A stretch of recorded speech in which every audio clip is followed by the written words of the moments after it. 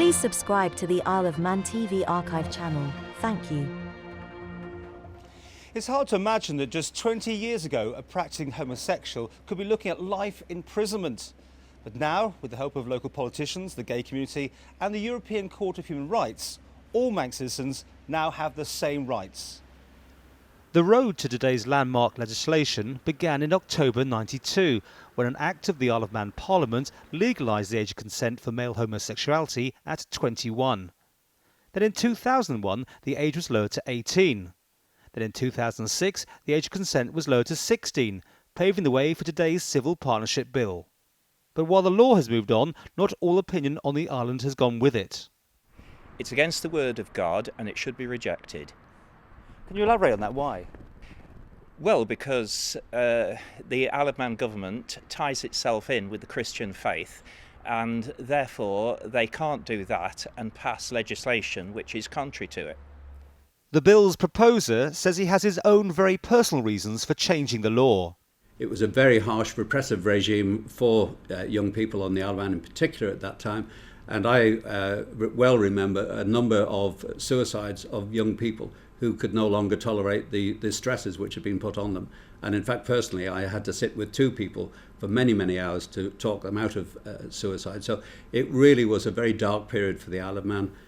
For the owner of the island's gay-friendly nightclub, the legislation has come too late. I lived with my partner for best part of 16 years in the Isle of Man.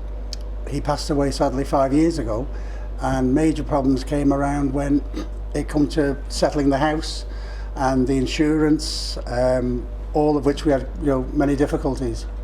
The insurance actually asked me, were we friends or partners? I said, no, we're actually partners in the word partners. And just the idea of the house itself was at risk, because I had to get permission from a third party for my house to be drawn up and put into my name, even though both of us had made wills to that effect.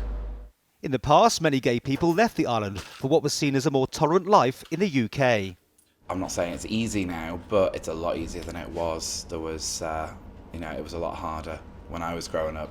I think there was like 2 gays in my school at the time, so it was easier to single us out and pick on us. But now I'm amazed at how many there are that are just free to wander down the street, being as loud as they want, and it's great. It's so nice to see it, and they seem so much happier. It's a lot better. It's nice. I would love to be married one day, and I'd love to have that security.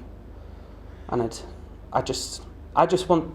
I think all of us, all my friends, all people my age, all gay people on the island my age, just want the same rights as everybody else. So the law giving gay people better rights has changed.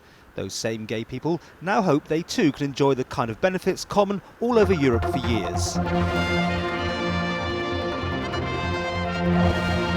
Thanks for watching. Please help support modern Manx history and keep this channel going.